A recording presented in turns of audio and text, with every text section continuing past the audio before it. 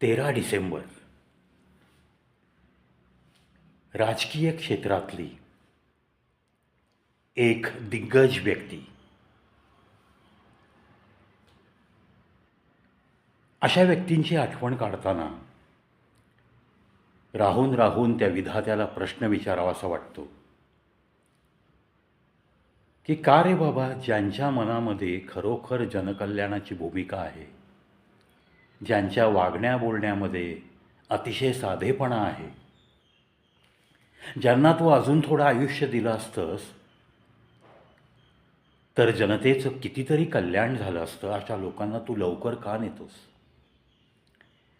13 डिसेंबर ही त्यांची जन्मतारीख आणि 2 अतिशय महत्त्वाची पदं भूषवलेली राजकीय क्षेत्रातली, लाल बहादूर शास्त्रींच्या नंतर खूप मोठ्या आदराने नाव घ्यावं अशी व्यक्ती म्हणजेच त्यावेळचे गोव्याचे मुख्यमंत्रीपद भूषवलेले आणि नंतर भारताचे संरक्षण मंत्रीपद मनोहर पर्रीकर साहेब. गोवा जेव्हा हे मुख्यमंत्री होते तेव्हा गोव्याने चांगली भरारी घेण्यास सुरुवाती झाली होती. मुख्यमंत्र्यांचं कार्यालय म्हणून जो पूर्वीचा एक दबदबा होता, दबदबा म्हणजे भीतीदायक दबदबा, तसा काहीच राहिला नव्हता जेव्हा यांनी त्या पदाचा कार्यभार स्वीकारला. म्हणजेच अतिशय साधेपणाने त्यांनी ते मुख्यमंत्रीपद भूषवण्यास सुरुवात केली. आपण जे आज पाहतो ना, एक नगरसेवक 5 वर्षाच्या कारकिर्दीत तो त्याच्या विभागात जेव्हा जेव्हा जातो तेव्हा एकतर त्याच्याकडं 20 लाखापेक्षा जास्त किमतीची कार असते, त्याच्या पुढे एक कार असते, मागे एक कार असते आणि कमीत कमी एक 12-14 टू व्हीलरचा ताफा असतो. केवळ नगरसेवकाच्या बाबतीत मी हे सांगतोय. जे पाहिलं, जे दिसतंय त्याच्यावरनं मी तुलना करतोय.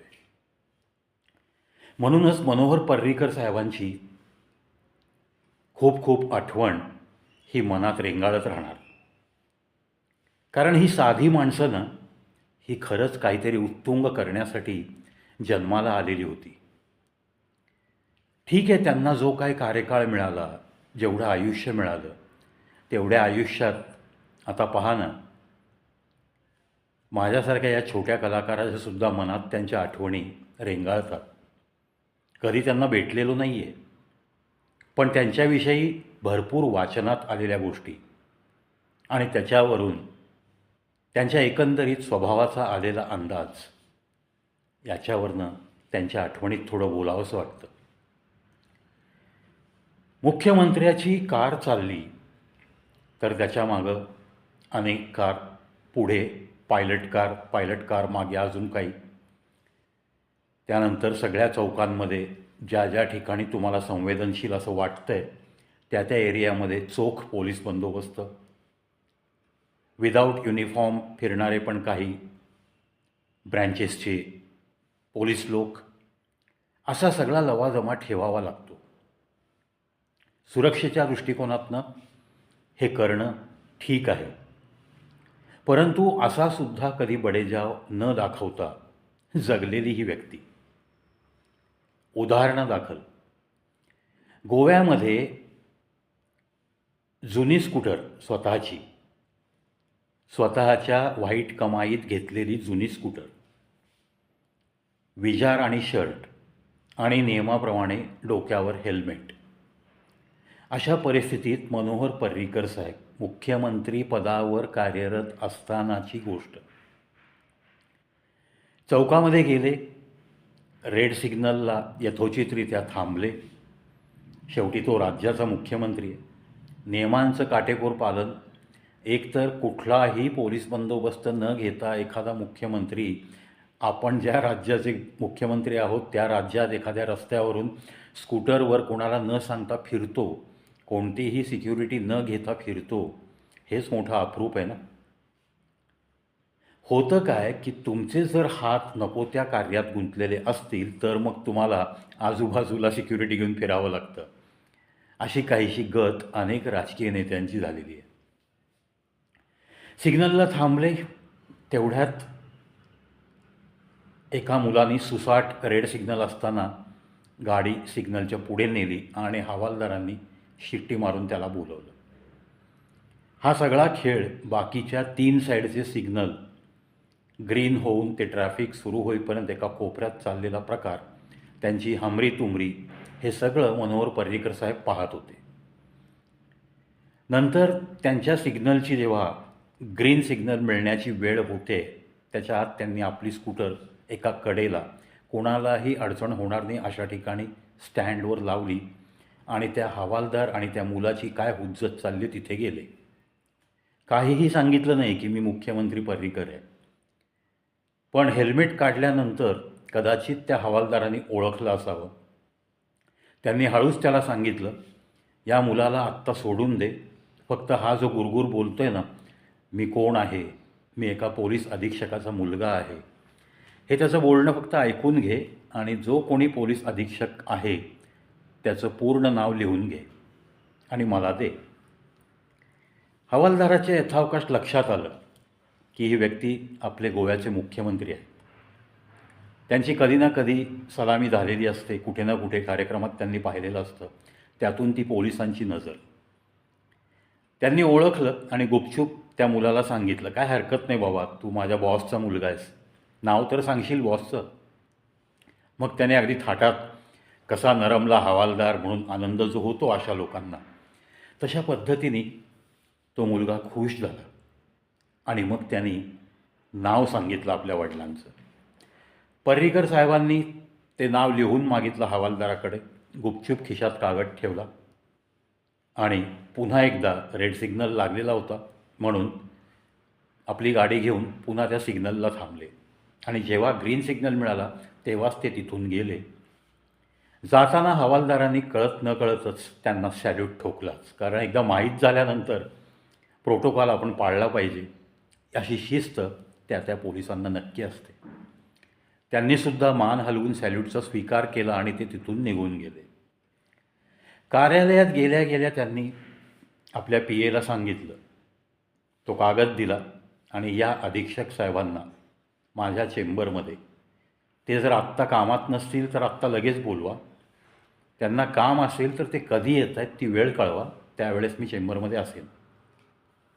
पहा, म्हणजे मुख्यमंत्र्याची विनयशीलता पहा, साधेपणा पहा वागण्यातला.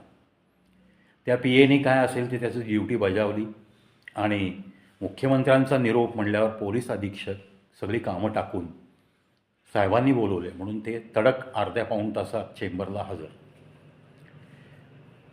ते चेंबरला आल्यानंतर त्यांनी त्यांना विनंती केली, बसा. छानपैकी चहा कॉफी झाली, इकडच्या तिकडच्या गप्पा झाल्या, तोपर्यंत त्यांना काही कळू दिलं नाही आणि नंतर सांगितलं की आता तुम्ही तुमच्या मुलाला जरा बोलवून घ्या इथे. तो मुलगा आला, घाबरत घाबरत चेंबरमध्ये आला. पर्रीकर साहेबांनी त्याला शांतपणे सांगितली आठवण, का रे बाबा, त्या सिग्नलला तू रेड सिग्नल असताना गेलास, पावती फाड असं म्हणत असताना त्या हवालदाराशी हुज्जत घातलीस, माझे वडील पोलीस अधीक्षक आहे अशी तू धमकी दिलीस, हे वागणं शोभत नाही तुला. नंतर त्या अधीक्षकांना त्यांनी सांगितलं, या मुलाला आत्ता ताबडतोब त्याच चौकात त्याच हवालदाराकडं पाठवायचं आणि जे काही चलन आहे ते चलन भरायला लावायचं आणि चलन भरलेली जी काही पावती आहे ती नंतर माझ्या PAकडे आणून द्यायची. असं बजावून त्या अधीक्षकाला अतिशय लाजल्यासारखी गोष्ट झाली की आपल्या राज्याचा एक मुख्यमंत्री फक्त या नियमाचं उल्लंघन केलं आणि मुलाने घमेंड दाखवली बापाच्या पोस्टची. त्यांनी कशा पद्धतीने उत्तर दिलं त्या मुलाला, कशा पद्धतीने तो एका पोलीस अधीक्षकाला मुख्यमंत्री खजील करतोय, हे जाणून तो पोलीस अधीक्षक नतमस्तक झाला. आयुष्यभर त्या बापलेकाच्या लक्षात राहील असा हा प्रसंग. भारताचं संरक्षण मंत्रीपद त्यांना मिळालं. विचार करा, या भारताचं संरक्षण मंत्रीपद ज्या दिवशी त्या संरक्षण मंत्रिपदाचा पदभार स्वीकारायचा आहे त्या दिवशी हा गोव्याचे मुख्यमंत्रीपद भूषवलेला एक साधा माणूस दिल्लीमध्ये उतरला आणि त्यांनी काहीही इंटिमेट केलेलं नव्हतं की संरक्षण मंत्री त्याला म्हटलं तर कितीतरी कार आल्या असत्या न्यायला. प्रोटोकॉलप्रमाणे मस्तपैकी 1-2 पायलट कार, व्यवस्थित सिक्युरिटी, अशा सगळा लवाजमा त्याला आला असता विमानतळावर न्यायला. पण प्रायव्हेट रिक्षा किंवा टॅक्सी करून त्यांनी संसद भवन गाठलं, शपथ घेतली, कामावर रुजू झाले. भारताचा संरक्षण मंत्री पदभार स्वीकारल्यानंतर साहजिक आहे, डिफेन्सला लागणाऱ्या काय काय वस्तू आपण कुठून घेतो याची त्यांनी यादी मागवली. त्या यादीमध्ये असं दिसून आलं की भारतीय जवानांचे ब्लॅक शूज हे आपण एका अशा ठिकाणावरून घेतोय की जो रेट त्यांना खटकला कागदावर पाहिल्या पाहिल्या. एक जोडी बुटाची भारतीय जवानाला लागणारी 25,000 किंमत लावलेली दिसली. आता इंडियन आर्मी, त्याची स्ट्रेंथ तुम्हाला जर माहीत असेल तर ती लाखोंच्या घरात आहे. म्हणजे विचार करा, एका जवानाला वर्षातनं 1-2-3 तर जोड आपण घ्यावेच लागतात. त्याप्रमाणे एका जवानामागं 3 जोड असं गृहीत धरा, 75,000 विनाकारण चालले. कारण बुटाची किंमत एवढी नाही आहे हे सहज समजतं, सामान्य माणसाला लक्षात येतं. आता हा तर साधेपणाने राहणारा हा संरक्षण मंत्री, चप्पल घालून फिरणारा संरक्षण मंत्री, साधे कपडे वापरत जगलेला व्यक्ती, मुख्यमंत्री असतानासुद्धा कधीही आयुष्यात बडेजाव दाखवला नाही, कधीही त्या पदाची घमेंड केली नाही, कधीही त्या पदाला लागणारा सगळा प्रोटोकॉल, सरकारी खर्च त्याने कधीही केला नाही. अशा व्यक्तीला बुटाची किंमत 25,000 खटकणारच ना. त्यांनी ताबडतोब सर्व सचिवांना बोलवलं. हे बूट नक्की कुठून खरेदी होतात त्याची शहानिशा आणि त्या व्यक्तीला आपल्याला संपर्क करायचा आहे. गंमत अशी होती की भारतीय जवानांना बूट सप्लाय करायचे, 25,000ला एक जोडी, आणि तो व्यापारी चक्क होता भारतातलाच, कानपूरमधला. त्याचे सगळे नंबर वगैरे मिळवून त्याच्याशी लगेच कॉन्टॅक्ट केला गेला. त्यांनी ठणकावून सांगितलं, मला भारतीय केंद्र सरकारशी कोणताही डायरेक्ट व्यवहार करायचा नाही. माझा एक एजंट आहे, तो माझ्याकडनं घेतो आणि तो तुम्हाला 25,000मध्ये विकतो, त्याच्याशी मला काही देणं घेणं नाही. मला माझी रक्कम मिळते, नंतर पुढे त्याचं काय झालं हे मी पाहणार नाही. पर्रिकर साहेबांनी त्याला बोलवून घेतलं अगदी यथोचितरित्या. त्यानंतर त्याच्याशी डिस्कस केलं आणि मग तो तयार झाला. पर्रिकर साहेबांचा स्वभाव बघून तयार झाला. त्यांनी त्याला आश्वासित केलं की तुला ज्या पद्धतीने तो एजंट लवकरात लवकर पैसे देतो त्याच पद्धतीने तू किंमत सांग, भारतातली किंमत सांग व्यवस्थित, सगळी ऑर्डर तुलाच मिळेल, कुठलाही एजंट गाठायचा नाही, डायरेक्ट तुला माझ्या कार्यालयातनं बिल ताबडतोब मिळेल, तुझ्या बिलाला कधीही उशीर होणार नाही, अशा मी सर्वांना इन्स्ट्रक्शन देऊन ठेवतो आहे. आणि चक्क ही बुटाची जोड 2200 रुपयाला एक जोड अशा पद्धतीने कॉन्ट्रॅक्ट झालं. प्रत्येक जवानाला जेवढे काही आपल्याला बूट घ्यायचेत वर्षात तशा पद्धतीने कॅल्क्युलेशन करून सगळ्या ऑर्डर्स त्या कानपूरच्या बूट बनवणाऱ्या त्या व्यक्तीला दिली गेली. म्हणजेच पर्रिकर साहेब त्या चेअरवर येऊन बसण्याच्या आधी या इंडियन आर्मीकरता फक्त एक वस्तू, बूट, अत्यावश्यक वस्तू आहे, त्याच्या पर्चेसिंगमध्ये जर 2200 रुपयाला बूट मिळत असेल आणि तो जर 25,000ला एक जोड खरेदी झाला असेल तर केवढा मोठा सावळा गोंधळ तिथे चालू होता हे समजायला फार मोठं मॅथमॅटिक्स, गणिताचा अभ्यास तज्ज्ञ असा काही व्यक्ती लागत नाही ना. भ्रष्टाचार हा वरच्या लेवलला कशा पद्धतीने होत असतो आणि मग साधी माणसं तो कसा रोखू शकतात. परंतु हीच साधी माणसं अजून आम्हाला हवी होती, ती आधी का निघून जातात, हा पुन्हा एकदा प्रश्न. असेच भारताचा संरक्षण मंत्री एका अगदी हृदयाच्या जवळच्या व्यक्तीच्या मुलाच्या लग्नात पुण्यामध्ये जायचं होतं त्यांना. म्हटलं तर तो काहीही काम काढून, कोणतंही उद्घाटन काढून पुण्यामध्ये येऊ शकले असते सरकारी खर्चात, पण नाही. त्या लग्नाला स्वखर्चाने पुण्यातल्या विमानतळावर उतरल्यावर सुद्धा व्यवस्थित कॅब करून त्या लग्न समारंभाच्या पत्त्यापर्यंत स्वतः एकटे सिम्पल ड्रेसमध्ये, फक्त लग्न आहे म्हणून थोडा रोज वापरातला नाही दुसरा ड्रेस, पण पायात चप्पलच, अशा साधेपणाने त्या लग्नात गेले, हजर राहिले. वधूवरांना आशीर्वाद द्यायला स्टेजवर जशी गर्दी होती त्यांना भेटायला, त्या गर्दीत रांगेमध्ये उभे राहिले. कोणालाही समजलं नाही लग्नात की भारताचा संरक्षण मंत्री तो आपल्या या लग्नात आलेला आहे. याची कोणालाही काणकूण पण लागली नाही, लागू पण दिली नाही त्यांनी. आणि आज आपण पाहतो, कुठेही तुम्ही लग्नात जा, ते लग्न ज्या विभागात आहे त्या विभागातला एखादा एक्स आमदार, एखादा नगरसेवक, 2-4 नगरसेवक त्या एरियातले, ह्या सगळा लवाजमा मुद्दाम बोलवला जातो. ग्रामीण भागात ग्रामसेवक, तिथे असलेले कोणी BDO वगैरे, सरपंच, त्या सरपंचाला मदत करणारे काही अधिकारी, असा लवाजमा येतो. आणि तो जेव्हा येतो तेव्हा फटाक्यांची आतषबाजी होते. आता एक निवेदक म्हणून मी असे अनेक कार्यक्रमाला गेलेलो आहे.